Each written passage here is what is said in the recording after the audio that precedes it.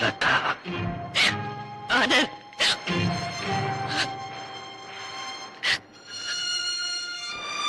வந்துட்டியா? வா. கணவன் வீட்டுக்கு போறதுக்கு முன்னால என்ன கடைசி யாத்திரைக்கு வழி அனுப்ப வந்துட்டியா? இல்ல ஆனந்த், இல்ல. என்ன உங்களுக்கு அர்ப்பணிக்க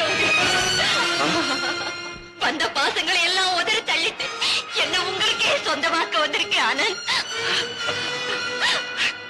நீ வந்துட்ட, நான் போய்கிட்டே இருக்கேன். ஆனந்த், நான் குடிச்சிட்டேன் லதா, குடிச்சிட்டேன். ஆனந்த், என்ன சொல்றீங்க? நீ விஸ்கியத்தானே குடிக்க வேணாம்னு சொல்லியிருக்க, விஷத்தை குடிக்க வேணாம்னு சொல்லிட்டியே.